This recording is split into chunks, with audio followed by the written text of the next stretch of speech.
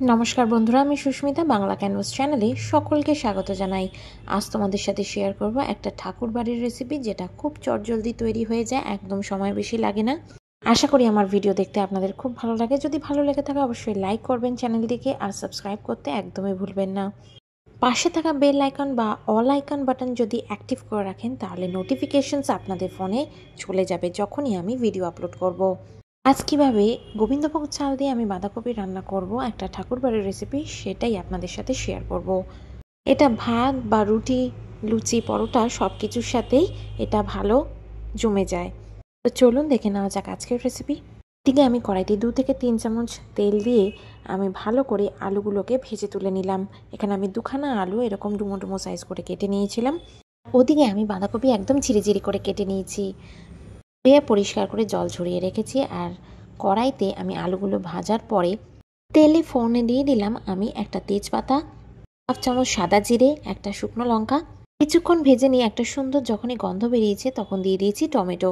ভালো করে 2 থেকে 3 মিনিটের জন্য টমেটোটা ভেজে নিয়ে এবার আমি দিয়ে দেবো এর মধ্যে গোবিন্দভোগ চালটা দিয়ে এবার সমস্ত কিছুকে খুব ভালো করে মিশিয়ে নিতে হবে। মেশানো হয়ে গেলে এবার ঝিরিঝিরি করে কেটে নেওয়া বাঁধাকপিটা, যেটা ধুয়ে রেখেছিলাম, সেটা দিয়ে দেবো। বাঁধাকপি যত এইভাবে ঝিরিঝিরি করে কাটবেন তত কিন্তু এর স্বাদ বেড়ে যাবে। যদি আপনারা মোটা মোটা করে বাঁধাকপি কাটেন তাহলে কিন্তু সেরকম স্বাদ হবে না। চেষ্টা করবেন একদম সরু সরু করে কেটে নেওয়ার। বাঁধাকপিটা দিয়ে এইভাবেই সব কিছু একসাথে মিশিয়ে নিচ্ছি। এবার দিয়ে দিলাম পরিমাণ মতো নুন। বাঁধাকপি আর গোবিন্দভোগ চালটাকে এইভাবেই সমস্তটা একসাথে মিশিয়ে নিতে হবে। একদম মিডিয়াম ফ্লেমে আমি এই রান্নাটা কমপ্লিট করব। দিয়ে দিচ্ছি কিছু রেগুলারের গুঁড়ো মশলা, দিয়ে দিচ্ছি 1/2 চামচ মতো ধনে গুঁড়ো, জিরে গুঁড়ো, একদম অল্প সামান্য পরিমাণে হলুদ গুঁড়ো, আর দিয়ে দিয়েছি একদম 1 চামচ পরিমাণে শুকনো লঙ্কার গুঁড়ো। ঝালটা আপনারা আপনাদের ইচ্ছে মতো যতটা প্রয়োজন ততটা দেবেন। এবার মশলাটা দিয়ে বাঁধাকপিটাকে খুব ভালো করে কষিয়ে নিতে হবে। আর আগেই এর মধ্যে আমি নুন দিয়ে দিয়েছি।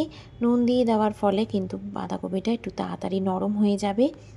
আর এই রান্নায় কিন্তু একদমই জল ব্যবহার করতে হবে না, নিজে থেকেই বাঁধাকপি কিন্তু নরম হয়ে যাবে, যেহেতু আরও নুন দিয়ে দিয়েছি তাড়াতাড়ি নরম হয়ে যাবে। এবার ভেজে রাখা আলু আর কিছু ছাড়িয়ে রাখা মটরশুঁটি এর মধ্যে দিয়ে দিলাম।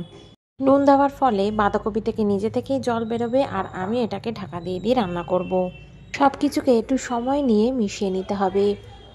সব কিছুকে খুব ভালো করে এইভাবেই মিশিয়ে নেওয়ার পরে এটাকে ঢাকা দিয়ে রান্না করতে হবে, যাতে আলু আর বাঁধাকপি একদম নরম হয়ে যায়।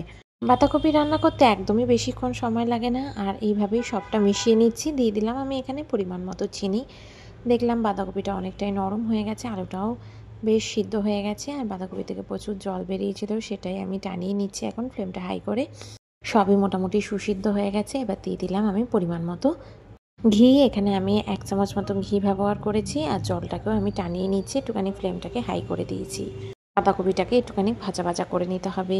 এবার দিয়ে দিলাম আমি 1/2 চামচ মতো গরম মশলার গুঁড়ো। এবার সব কিছুকে ভালো করে মিশিয়ে নিচ্ছি। আর চিনিটা বলে দিই, চিনিটা কিন্তু আমি এখানে 1 থেকে 1.5 চামচ মতো দিয়েছি। যেহেতু নিরামিষ রেসিপি অবশ্যই একটু চিনিটা ব্যবহার করবেন। বাঁধাকপি থেকে এতটাই জল বেরোলো যে সেই জলেই একদম বাঁধাকপি সেদ্ধ হয়ে গেছে, আর এক্সট্রা কোনো জলই ব্যবহার করতে হয়নি। গোবিন্দভোগ চাল দেওয়াতে এই রান্নাটার কিন্তু অপূর্ব একটা সুগন্ধ বেরিয়েছে।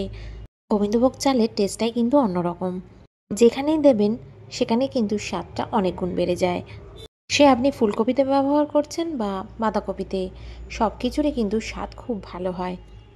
সবার শেষে গ্যাসের ফ্লেমটাকে হাইতে করে বাঁধাকপিটাকে একদম ভাজা ভাজা করে নিয়েছি, আর এক্সেস জলটাকে একদম ভালো করে টানিয়ে নিয়েছি। এইভাবে গোবিন্দভোগ চাল দিয়ে যদি বাঁধাকপি রান্না করেন তাহলে কিন্তু খেতে হয় জাস্ট ফাটাফাটি। এবার গোবিন্দভোগ চাল দিয়ে রান্না করা বাঁধাকপিটাকে আমি স্ট্যান্ডিং টাইম দিয়ে নেব 2 থেকে 3 মিনিটের জন্য, তারপর গরম গরম ভাতের সাথে পরিবেশন করব।